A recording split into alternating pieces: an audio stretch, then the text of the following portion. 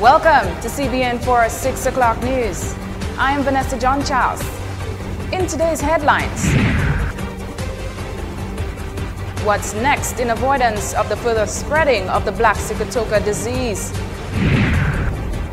What to expect for this evening's Stardom Calypso tent competition? And Kyrie FM and Lime partners for the carnival season. We'll be right back with news on these and other stories right after the break.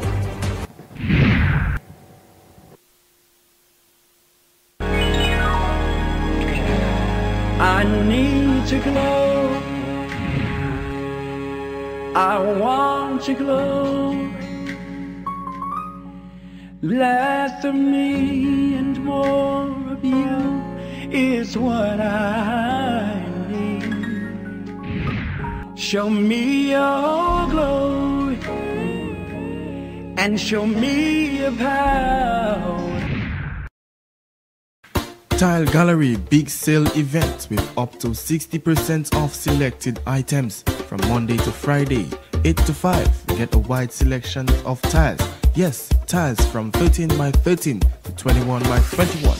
Biggest sale ever with major top busters and huge savings. Sale, sale, sale. Great deals you can afford.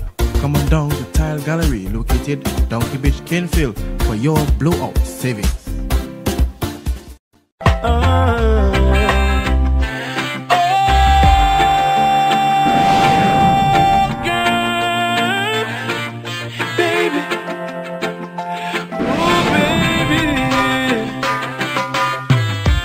Talk about love, talk about trust. Thank you for staying with us.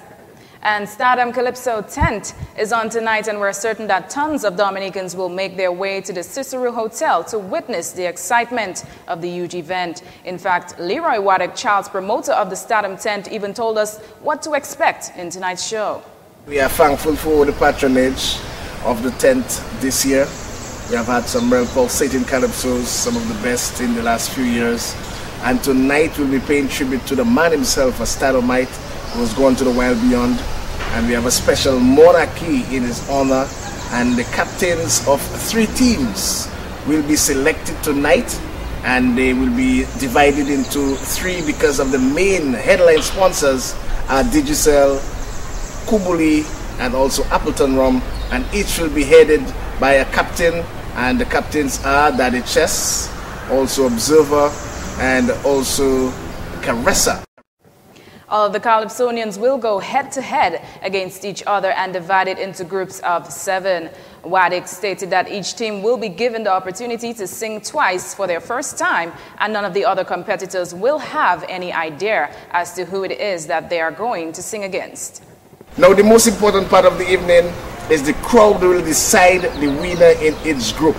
For the section with the Stardom man himself monarchy, where the captains will go against each other, the media houses present will choose the eventual winner. We also have the 18th birthday anniversary or birthday bash. That's Pastor Bull's anniversary, where it will be a champagne moment. Also Unwanted, Halibut, Sai will be the special guest this evening. Waddick promises that it's going to be a monumental Stardom tent this evening as the Calypso organizers thrust to bring in Calypso to a different level in Dominica. And the U.S. giant Apple has reported the biggest quarterly profit ever made by the public company. Apple reported a net profit of $18 billion in its fiscal first quarter, which tops the $15.9 billion made by ExxonMobil in the second quarter of 2012. According to Standard & Poor's, record sales of iPhones were behind the surge in profits. Apple sold 74.5 million iPhones in the 3 months to the 27th of December, well ahead of most analysts' expectations. In a conference call with Financial Analysis, Apple's chief executive Tim Cook said that the demand for iPhones was staggering. Meanwhile, sales of the iPad continued to fall by 22% in 2014 from a year earlier.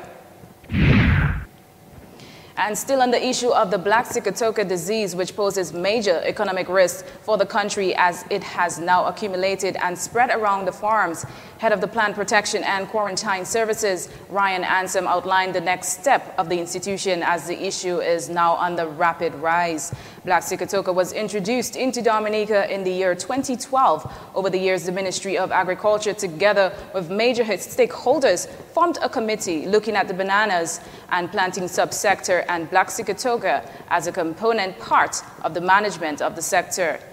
Dominica is unique. Our production style in terms of banana and plantain is unique to the other islands and Central America. In these other countries, they have large plantation or commercial fields of banana, sometimes in targeted areas. In Dominica, banana and plantain is planted everywhere, in backyard, small farms, intercrop, by roadside. So it is going to be extremely, and that was indicated to us by a well-known Cuban scientist, Dr. Perez. He indicated that it's going to be very, very extremely difficult to manage black Sigatoka Dominica because of our production style and the way we produce bananas. If you drive around the country, you will see banana and plantain all around the roadside, abandoned. So the Ministry of Agriculture, what we have done in the past is to attempt to eradicate all abandoned fields.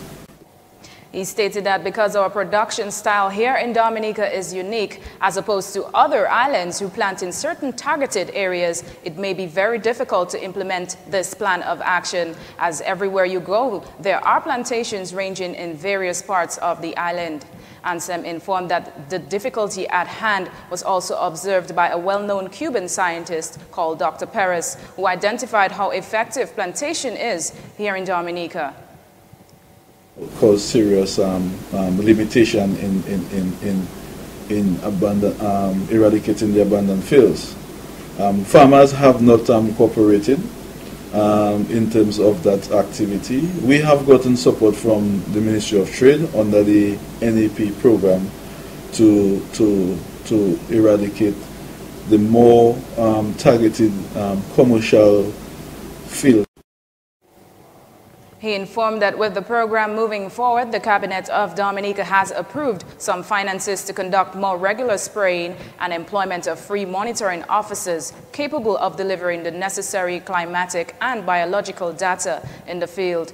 Ansem made clear that the overall management of this disease is very expensive for one cycle to manage, and one should be strategic about it. Yet overall, he has faith in their integrated plan of action, which has so far been proven to be successful in the neighboring islands of Jamaica and Martinique.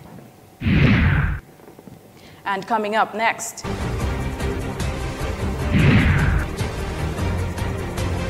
planning continues for Carnival 2015.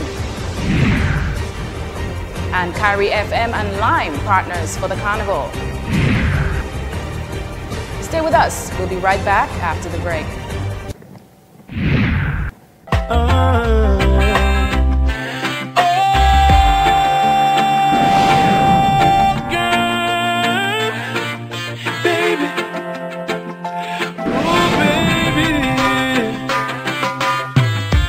Talk about love, talk about trust.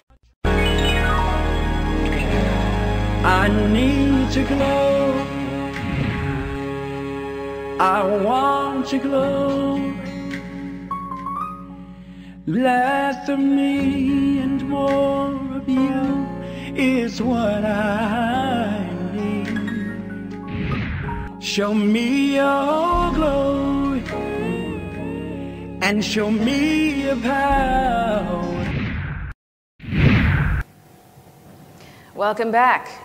Usually during the massive occasion of Carnival or any other important event which leads to large crowds gathering, a lot of different foods will become consumed. But are the vendors themselves being cautious enough to ensure that these foods sold to the public are safe? Tacey Thomas, as the Senior Environmental Health Officer with the crucial responsibility for food safety, says that the Environmental Health Department stresses on their role, especially during these festive times.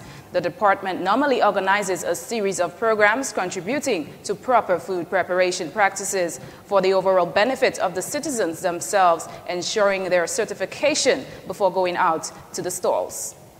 Customers out there are safe, and it's food that is not going to get them sick or ending up in the hospital or even the cemetery after eating that food. Because what people tend to believe is that, okay, if you have training programs for these people, why go out there and follow them around when they are operating and so on? But we cannot take things for granted. We have staff who are capable of doing the work, so that is not a problem for us environmental health officers. But we need to ensure that these people do what they are supposed to do. We are not there to make them uncomfortable.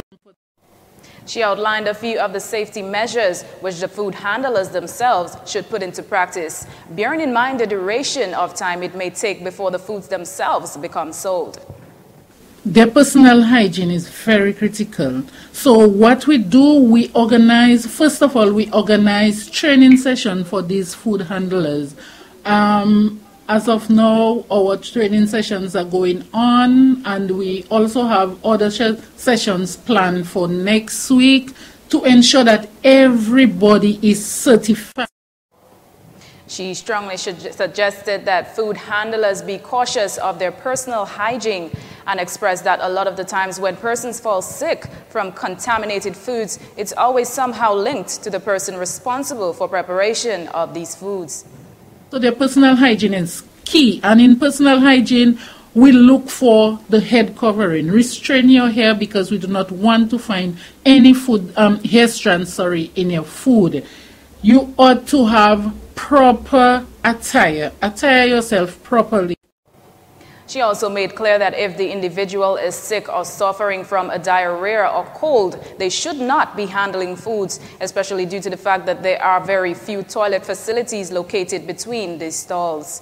Thomas informed that the Environmental Health Department pays great attention to the superstructures, or where it is that the food handlers prepare their foods. And to the ones normally storing foods on the floor, she advises that no foods are supposed to be stored directly on the floors, which is not always sanitary and could compromise the overall safety of the foods. And the Dominica Festival Committee continues to unfold the activities leading up to Dominica's Real Mass. The National Cultural Council and the Division of Culture will be presenting an Old Mass Sensei Festival on February the 4th at Daly's. Cultural Officer Carlton Henry mentioned the different activities that will take place on the day of the event at a press conference earlier today. Carnival groups will gather at the Daly's Junction and parade through the streets down to the Carrot Junction. He said on that day, Daly's will be full of fun and excitement with the many different types of sensei being displayed, such as the crocker's bag, mayo, cloth, and satin. Henry went on to outline the different groups who will be taking part to ensure that this event becomes a success. The Lapo Cabri groups from Granby, Gotter, Sugarfire, Newtown, and Daly's. We'll also have the Laplin Band Movie, Carnival Corner, the Africulture Stilt Walkers, and the Cali Nebo Tecma. Kyrie FM and Lime Dominica will also be taking part in one of the many carnival activities. They have decided to present a t-shirt band for the Carnival Monday Jump Up. Marketing personnel of Kyrie FM, Sherry Ann Letang, said that Kyrie FM has been showing their contribution to Carnival over the past years. Kyrie FM is proud once again to partner with the DFC in such a huge way. Our contribution to Dominica's Carnival has gone way back from over 15 years. She stated that Kyrie FM has contributed towards Carnival in many different ways. She also mentioned that they have provided an excess of $15,000 towards advertising as she continued to express Kyrie's feelings towards the contribution they have made.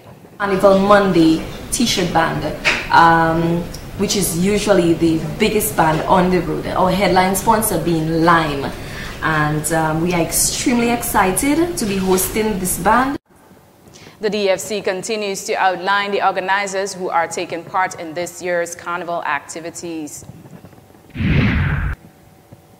And in international news, heavy snow has been forecast to hit most of Scotland, Northern Ireland and Northern England during the evening rush hour period. The Met Office has issued amber be prepared warnings, and commuters have been told to expect disruption. More than 5 centimeters and 2 inches of snow is expected at lower levels, with 15 centimeters and 6 inches over higher ground. The Met Office said the public should be prepared for travel disruption and hazardous driving conditions. And still on the way,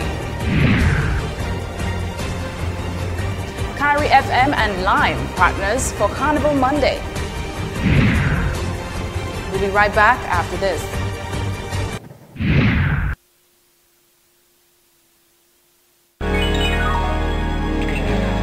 I need to glow. I want to glow. Less of me and more of you is what I need. Show me your glory and show me your power. Welcome back. And Kyrie FM, in collaboration with Lime, presents Carnival Monday Turn Up T-shirt Band. The T-shirt band will feature the kings of Booyah, Nai, Ra, Asa Banton, and out of St. Lucia, Ricky T. Our reporters met up with the originator of Booyah Music, Derek Ra Peters, who seemed thrilled and looks forward toward Carnival. He says that the name of the T-shirt band, Turn Up, goes in tune with what our Carnival is all about. Based on the stuff that's going on there and everybody turn up and, you know, so much hip hip hurrah going on about turn up and the slang and stuff like that, I think I find it may be appropriate to call it turn up. And I think the whole vibe is to, you know, get people turn up, you know, so they could be digging something solid and really have a solid carnival, you know what I mean? 20.